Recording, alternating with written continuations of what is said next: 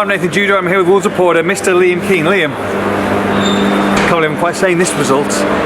Wolverhampton Wanderers 3, Manchester United 4. Absolutely played off the park first half. Makes it 3-1. I think there's no way that Wolves get back in it. Then all of a sudden 3-3, and then they let it go. I mean, very frustrating. But overall, it was a disappointing night, wasn't it? Yeah. I mean, where should we start? Start with the first half. Let's start with the first half. It was a 7-goal thriller. Yeah. It was exactly what you just said. Great for the neutral. Yeah, great for not the neutral. For us. Wolves all over the place. Not for your match report. No, Wolves all at sea in that first half. Rashford having, as you tweeted, the freedom of Wolverhampton. He was causing so many problems down that side. And it's not just the fault of Nelson Semedo getting caught out, because Pedro Neto wasn't helping him track back at all. I thought Semedo actually was okay tonight in comparison to some of the other defenders that a lot of others made mistakes that were much more high profile.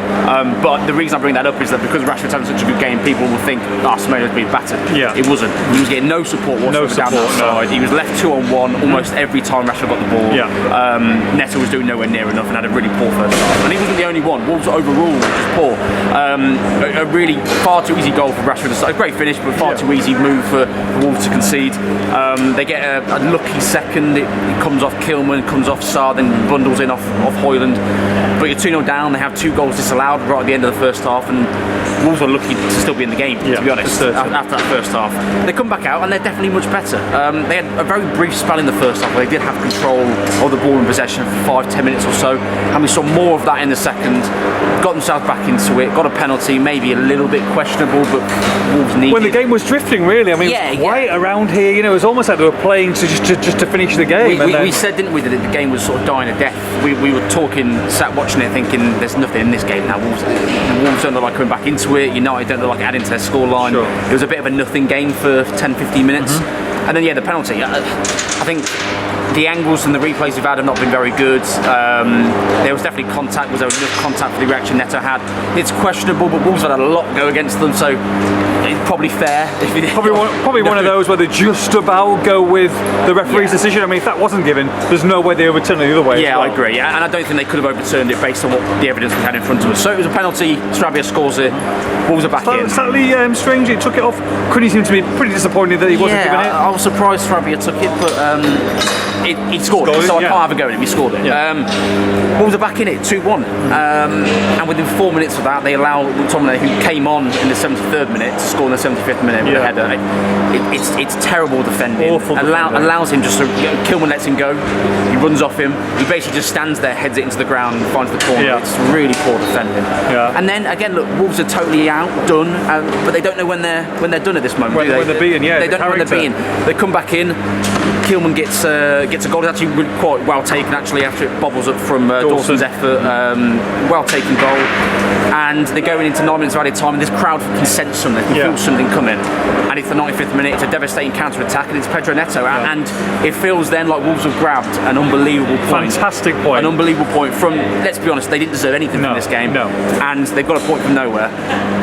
And then Kobbie Mainoo comes out with, to be honest, a spectacular finish. It's a really. I haven't seen the goal, so it's a really smart finish. Really, he's a talented kid. I actually thought genuinely when I was watching tonight, I thought he was really good tonight. He's one of the best players on the pitch tonight. It was an excellent goal. But from Wolves' point of view, it is far too easy allowing him to get through. It's disappointing. The big takeaway is they've scored to make it 2-1, and they've scored to make it 3-3, and in both occasions they've conceded a goal within 2 or 3 minutes. That reaction and that, I suppose, lack of awareness, lack of professionalism, whatever it might be, just falling asleep at the wrong moment and conceding those goals, that's what's lost in the game. But to get the reminder, to say it's already happened, you've already fallen asleep, and then they haven't learned from it. That's the frustrating thing, and that's what Gary, I'm sure he'll be complimentary about the way that they battle back, etc. But deep down tonight, when he goes into that dressing room, he'll be very disappointed, not only with the defensive showing that, but just mentally. And they've been so... Attention please, New signing? Is it 11 o'clock? Report to the steward, please. That's never happened before. Astonishing. Like I say, frustrating defensively, but mentally as well. They've been so strong over the last 2-3 months under Gary Neal, and there was maybe a little bit of fragility. Maybe it was after Lord Mayor's parade and Albion and all the emotions, but there was definitely 2 or 3 or 4 moments where they switched off collectively, not just individually tonight. Yeah, and that's what's lost in the game. And that's the most disappointing thing, because it's something that's avoidable, isn't it? Yeah. It's something that is so avoidable, and the Wolves, to be honest, have been not guilty of very often this season. That's what I'm saying, yeah. So to have something so avoidable and something they've been fairly consistent at be the reason they lose the game tonight, and they would have grabbed, I'll keep saying it because I think it's a really important point, they would have grabbed a point in a game they deserve nothing from. Nothing from at all. Absolutely. It would have been a robbery. Yeah, and we'd be foolish to stand here and say, well, that would have been a great point. I think it'd be silly of us to 100%. analyse it and say, well, it was nothing from this game. And somehow they got themselves in the position to rob a point, and then have thrown it away again. That's the most disappointing thing for Gary Neal. And on a day where they haven't made additions, fans will be frustrated. Could have gone in the top half of the table tonight. Exactly. I mean, supporters in the first half were bemused by the performance and the fact that Wolves were giving the ball away at every opportunity, and there were so many individuals tonight that were way off it, way off it, and then that breeds a collective performance that's just not good enough.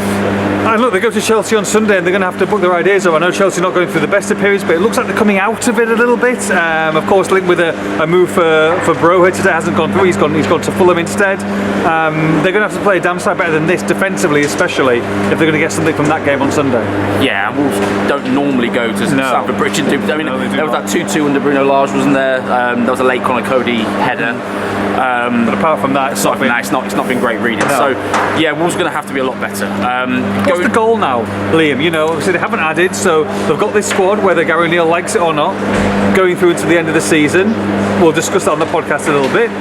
But what are the goals now? Is it do as well as you can in the league and let's really go for the FA Cup? Is that the goal, or is it just float? Is it see how it goes?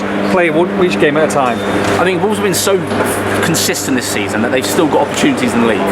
But for me, I've put massive importance on the FA Cup now. I really do, because Wolves have got a really good opportunity of getting through against Brighton and getting through to a quarter-final. You won game from Wembley at that point. It's a massive opportunity. It's not an easy thing to say and an easy thing for Wolves fans to understand, but from a ruthless business football point of view, Wolves won't be that disappointed with not making a signing today. Gary Neal will be, but Wolves won't be, because financially they have to be careful.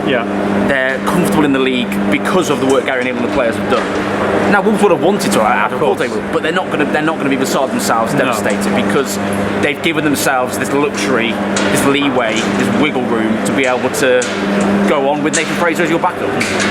It's not an ideal scenario, but with that taken into account, Gary Neal deserves a little bit of leeway himself. He deserves a bit of wiggle room. He's earned that with how well Wolves have done so far, and then the lack of signings in January, I think, gives him that. He deserves the benefit of the doubt a little bit. Wolves are going to, I don't think, struggle in the second half of the season, but it's whether this squad has got enough to not run out of steam. Absolutely. That's the big question. Yeah, it's going to be key to keep players fit. Not to be tonight for Wolves. Wolves 3, Manchester United 4. For all the post-match reaction, make sure you log on to expressandstar.com.